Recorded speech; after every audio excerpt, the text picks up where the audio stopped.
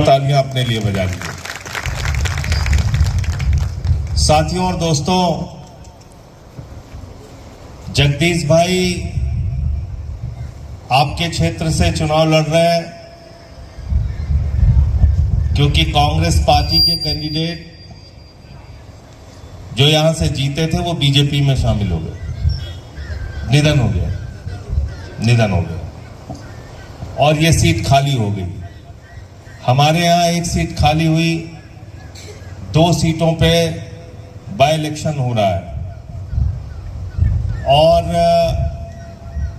जब मैं यहां पे आया तो मुझे ये बताया गया कि जो कैंडिडेट्स बीजेपी और कांग्रेस के हैं उनके मुकाबले जो हमारे प्रत्याशी हैं उनके पास उतना रुपया पैसा, जमीन जायदाद, बड़े घर, बड़ी गाड़ियां, ऐसा कुछ नहीं है। तो मैंने कहा जिसके साथ कोई नहीं होता उसके साथ लोकतंत्र में जनता का आशीर्वाद होता है, जिसकी बदौलत वो जीतता है। और अगर आप आम आदमी पार्टी का इतिहास देखेंगे,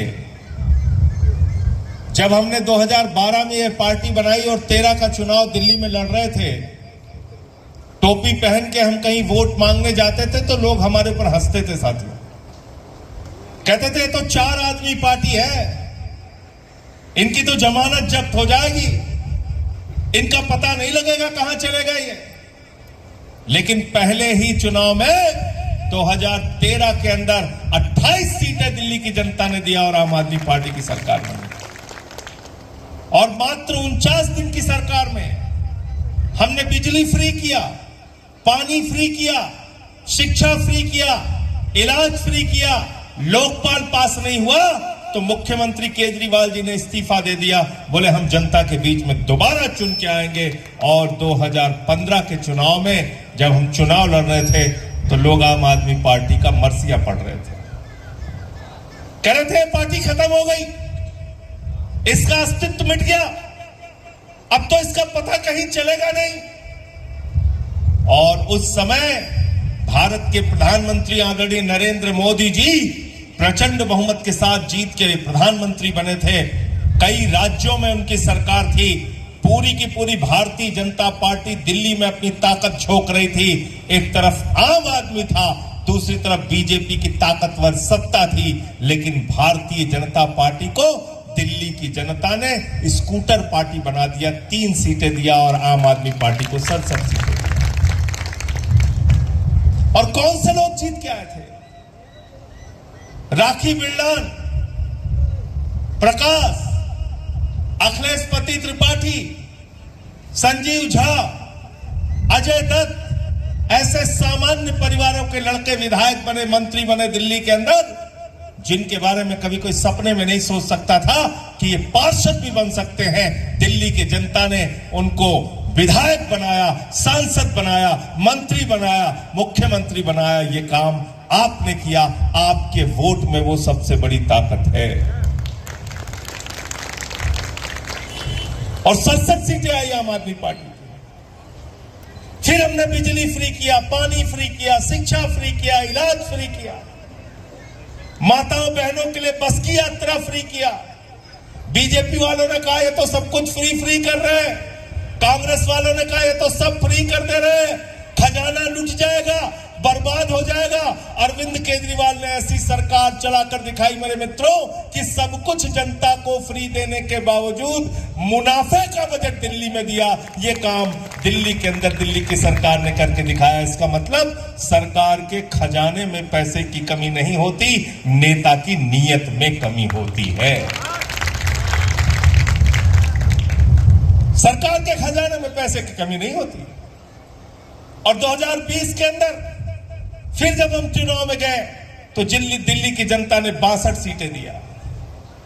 अब बीजेपी को समझ में आ गया कि आम आदमी पार्टी वाले तो हारने वाले नहीं है, ये तो बिजली भी फ्री दे देते हैं, पानी फ्री दे देते हैं, बच्चों के लिए शिक्षा फ्री दे देते हैं, इलाज फ्री दे देते हैं, मोहल्ला क्लिनिक बनवाते हैं, दवाएं मुफ्त में देते हैं। और दिल्ली की सरकार ने एक ऐसा फैसला लिया था, जो हिंदुस्तान की पहली सरकार थी, दिल्ली की सरकार, जिसने कहा जो हमारी माताएं और बहनें हैं इनको बस की यात्रा पूरी तरीके से फ्री दी जाएगी। ये दिल्ली की सरकार ने करके दिखाया था।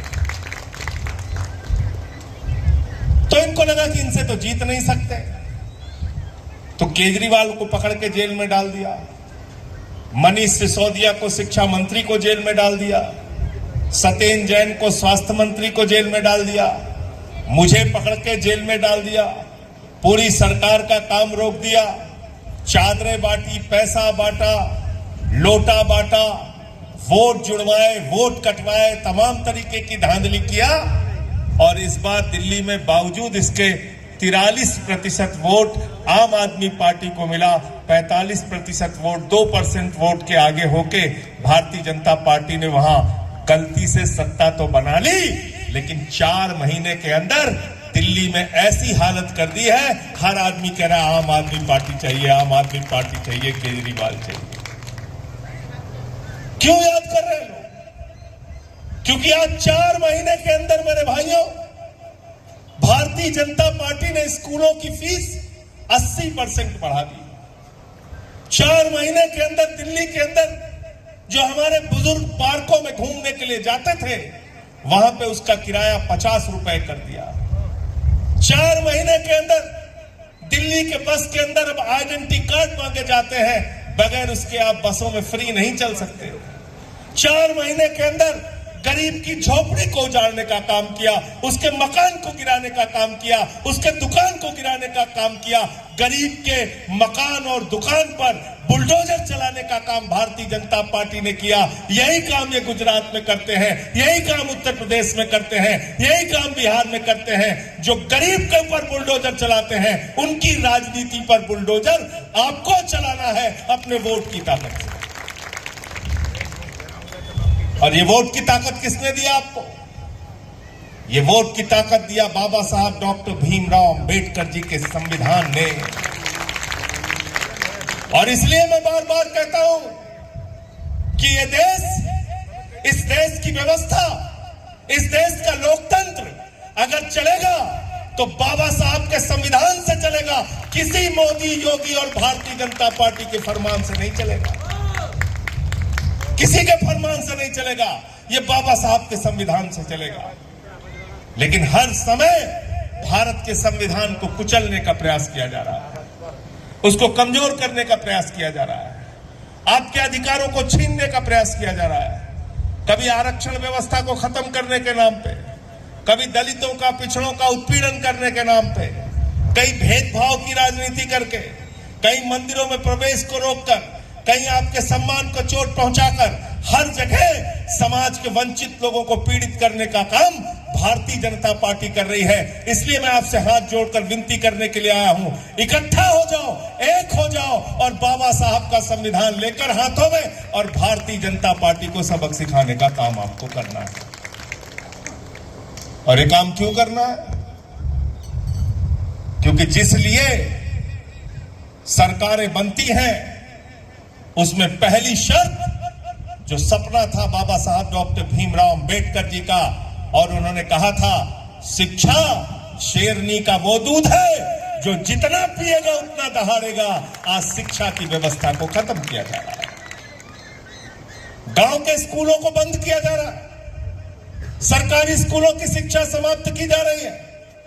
अभी एक आंकड़ा आया पूरे हिंदुस्तान के अंदर 11 लाख बच्चों ने, मेरे भाइयों, सरकारी स्कूल की शिक्षा 5वीं तक की छोड़ दी।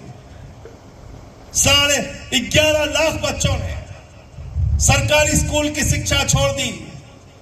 सरकारी स्कूलों की बदहाली की गुजरात में यह हालत है। जब आम आदमी पार्टी पिछला चुनाव लड़ रही थी, राजेश जी आप आए थे ना प्रचार करने, क्या हुआ था जगदीश भाई? हमने कहा हम अच्छे स्कूल बनवाएंगे, अच्छे स्कूल बनवाएंगे, अच्छे स्कूल बनवाएंगे। मोदी जी कहने लगे हम भी अच्छे स्कूल बनवाएंगे, हम भी अच्छे स्कूल बनवाएंगे।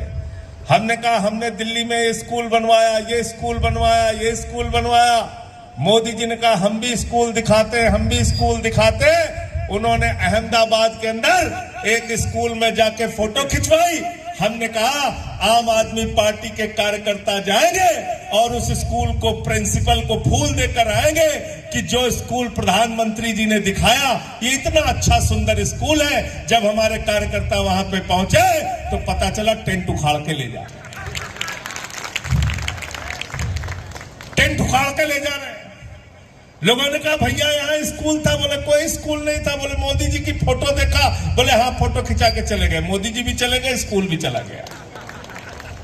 जहां मोदी जी जाते हैं पीछे पीछे स्कूल चला जाता है, स्कूल भी चला गया। यह है हालत। वर्षों से भारतीय जनता पार्टी की सरकार गुजरात में है, लेकिन भारत के प्रधानमंत्री को एक स्कूल दिखवाने के लिए टेंट का स्कूल खड़ा करना पड़ता है। लड़ाई इस बात के लिए है। अगर बाबा साहब के सपने को पूरा करना चाहते हो, अगर उनके शिक्षा के मिशन को पूरा करना चाहते हो, अगर बाबा साहब के सिद्धांतों और धारणाओं को पूरा करना चाहते हो, अगर आप भी मानते हो कि शिक्षा शेरनी का वो दूध है जो जितना पिएगा उतना दहाड़ेगा, तो भाई जगदीश को अपना वोट देकर इनको ताकत देने का काम करना। ये विनती आपसे करने आया हूं, ये निवेदन आपसे करने के लिए आया हूं। और क्या बात कही बाबा साहब ने? बराबरी की बात कही, समाज के वंचित शोषित लोगों को आरक्षण देने की बात कही, नौकरियों में आरक्षण, शिक्षा में आरक्षण। और ये आरक्षण किस लिए देने की बात कही? कि समाज के जो लोग वंचित हैं, पिछड़े हैं। डॉक्टर लोहिया ने कहा अगर कोई आदमी 20 किलोमीटर आगे खड़ा है, कोई 0 पॉइंट पे खड़ा है, तो उसके बीच में दौड़ की प्रतियोगिता नहीं कराई जा सकती। अगर दौड़ की प्रतियोगिता करानी है तो 0 पॉइंट पे जो व्यक्ति खड़ा है उसको पहले बढ़ाकर आगे 20 किलोमीटर पहुंचाओ, तब दौड़ की प्रतियोगिता कराओ। हम दौड़ दिखाकर दिखाएंगे, हम दौड़ करके दिखाएंगे, जीत के दिखाएंगे। और आज क्या हो रहा है? रेलवे का निजीकरण, कोल इंडिया का निजीकरण, सेल का निजीकरण, बिजली का निजीकरण, पानी का निजीकरण, सड़क का निजीकरण, एयरपोर्ट का निजीकरण, पोर्ट का निजीकरण, सब कुछ निजीकरण, सब कुछ निजीकरण। जब सब कुछ निजीकरण हो जाएगा तो आरक्षण कहां रहे?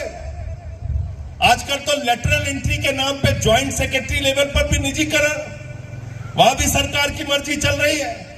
तमाम विरोधों के बाद उसको रोकने का काम किया। इसलिए साथियों और दोस्तों, आपसे कहने के लिए आया हूं, अन्याय के खिलाफ, अत्याचार के खिलाफ, अपने बच्चों की शिक्षा के लिए, स्वास्थ्य के लिए, मुद्दों की राजनीति के लिए अगर वोट देना है तो इस बार इस बाय इलेक्शन के अंदर, इस मध्यावधि चुनाव में इसका शुरुआत करके जगदीश भाई को यहां से जिताने का काम कीजिए। 14% वोट मिला था हमें 2022 के चुनाव में। आम आदमी पार्टी को 14% वोट मिला था। 5 सीटें हमारी विधानसभा से जीत के आई हैं। ऐसे ही पंजाब में 17 में जब हम लोग लड़े तो 20 सीटें हमारी आई, और जब 22 के अंदर हम चुनाव लड़े तो उसी पंजाब में 92 सीटें आई, प्रचंड बहुमत के साथ सरकार बनी। तो इसलिए गुजरात में भी देरी नहीं है। देर है तो सिर्फ आपके इकट्ठा होने की, आपके एकजुट होने की। ये जाति धर्म की राजनीति से बाहर निकलकर जनता के मुद्दों की राजनीति पर हमें काम करना है। शिक्षा के सवाल पर वोट देना है, स्वास्थ्य के सवाल पर वोट देना है, बिजली के सवाल पर वोट देना है, पानी के सवाल पर वोट देना है। अरे ये देश तो गांधी का देश है, अंबेडकर का देश है, सरदार वल्लभ भाई पटेल का देश है। यहां पर मोदी और अमित शाह के फरमान से देश की व्यवस्था नहीं चलेगी, नहीं चलेगी। और जिस मुख्यमंत्री जी को बैठाया यहां पे, उनको तो जो निर्देश ऊपर से मिलता है वही काम करते हैं, अपना तो कुछ करते नहीं। जो उनको आदेश मिलता है वही काम करते हैं। तो इसलिए मजबूत लोगों को जिताइए जो आपकी आवाज उठा सकें, आपके लिए लड़ाई लड़ सकें। और हमारा ये नौजवान साथी जगदीश भाई, इसकी उम्र 70 साल नहीं है। कितनी उम्र है इसकी? नौजवान साथी है हमारा, इसको जिताकर भेजिए। ये लड़ेंगे आपके लिए, ये संघर्ष करेंगे आपके लिए। क्या निशान है इनका? निशान क्या है इनका? क्या निशान है? झाड़ू बहुत काम की चीज होती है। घर की सफाई करनी हो तो क्या चाहिए? मोहल्ले की सफाई करनी हो तो क्या चाहिए, गांव की सफाई करनी हो तो क्या चाहिए, शहर की सफाई करनी हो तो क्या चाहिए, गुजरात की सफाई करनी हो तो क्या चाहिए, देश की सफाई करनी हो तो क्या चाहिए। किसी के दिमाग पे भूत सवार हो गया है तो भूत उतारने के लिए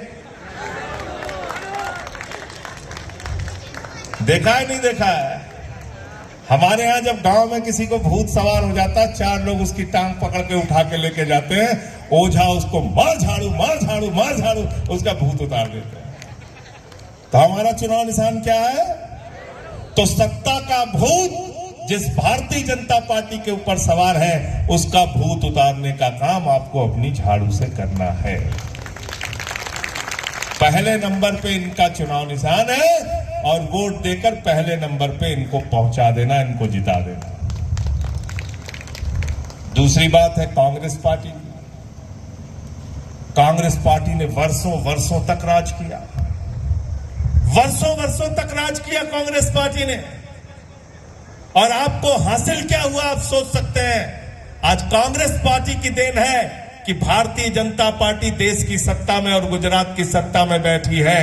इसलिए न बीजेपी, न कांग्रेस, न पंजा, न कमल इस बार चलेगी। जोर से बोलिए, क्या चलेगी, क्या चलेगी। बहुत बहुत शुक्रिया, बहुत बहुत धन्यवाद। इंकलाब जिंदाबाद, आम आदमी जिंदाबाद।